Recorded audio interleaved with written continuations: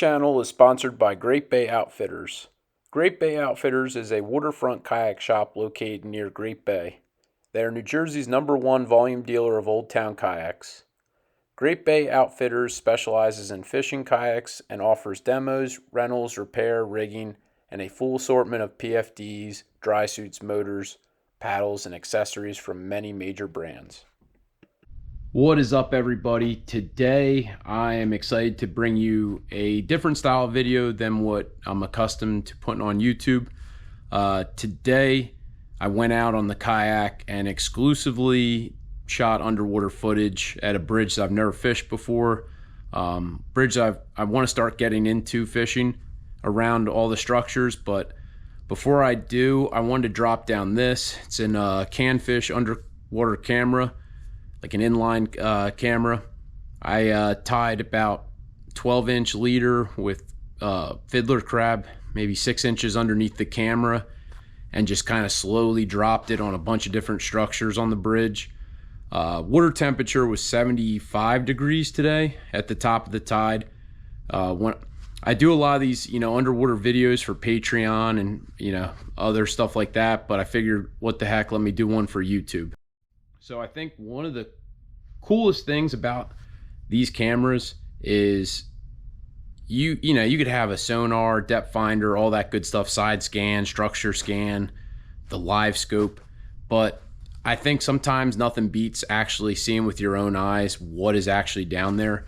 If you fish, bridges, sod banks, docks in New Jersey this time of year, you know that there's a ton of life on these, structures. Tautog, stripers, sheepshead, triggerfish, sea bass. I mean, the list goes on. But enough of me talking. Let's take a look at what we caught today. Now, I'm not sure if it's beginner's luck or what, but this was my first drop of the day. And right there on the left-hand side, that's a sheepshead. About, 8 or 9 feet down.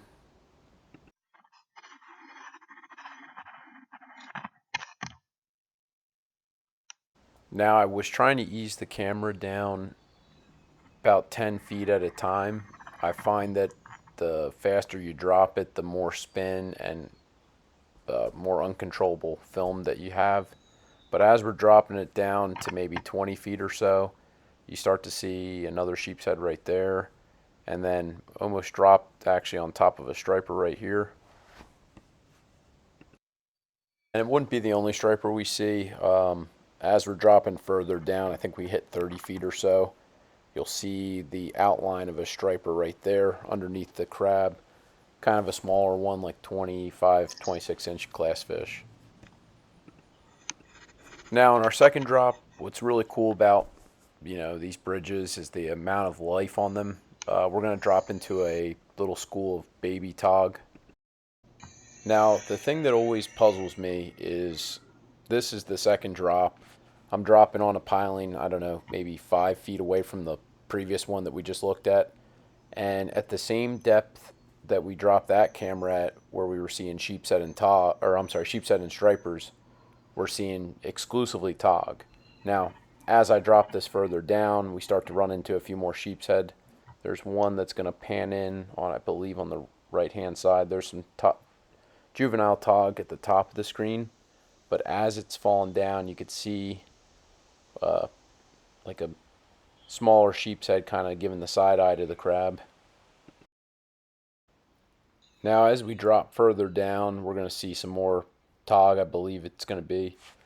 We also find a little bit of white coral that's growing on this piling, which, everything I've read about white coral is not great for fishing. If you know any more about it, let me know, because I'm curious if it really affects fishing as much as people say it does. Now, on this third piling that we're going to drop on right here, you're going to see a distinct difference between a male and a female tog.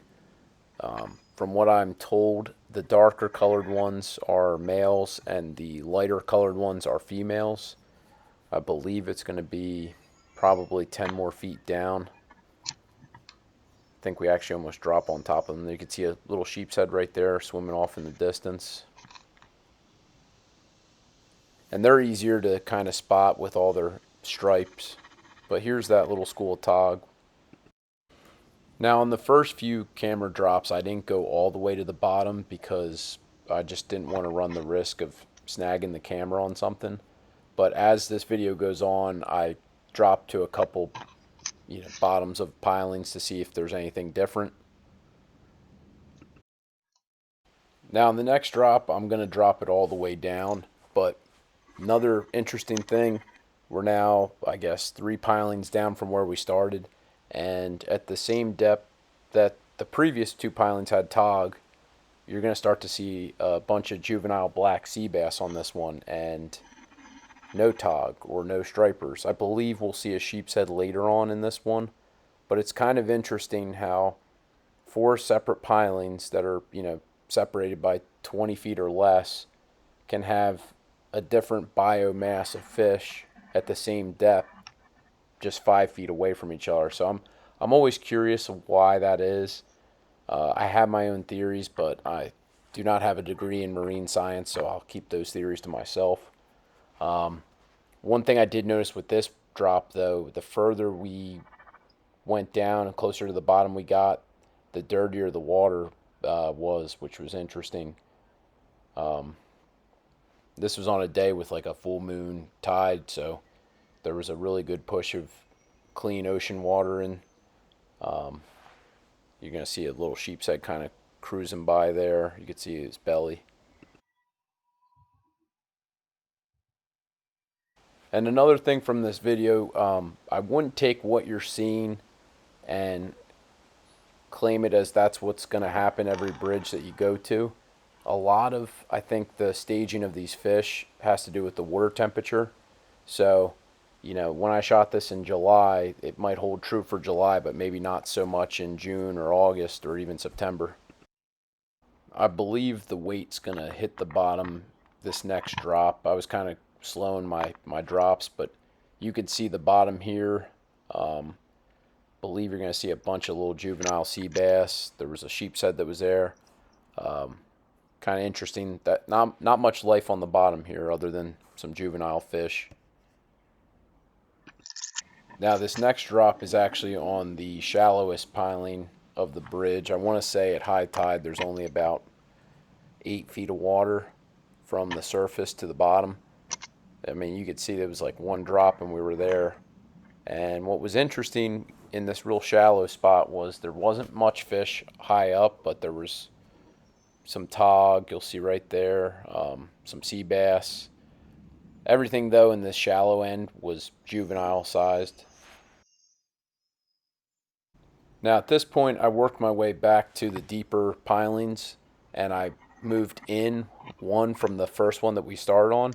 And this is what I thought was probably the most puzzling aspect of this, is this piling that I just dropped on is 5 feet forward, I guess, from that first piling that we saw the stripers and sheepshead, and I did not see one single life form other than what was growing on the piling, not even a juvenile sea bass or Tog, which kind of is puzzling how you can have so many fish staged on one piling and then you move 5 feet forward and there's absolutely nothing.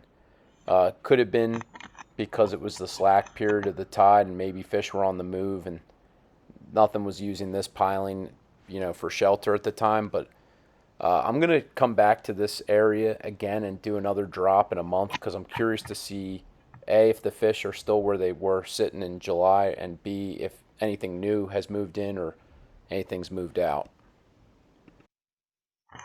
Now in this next drop, we switched out the fiddler crab for a sand flea.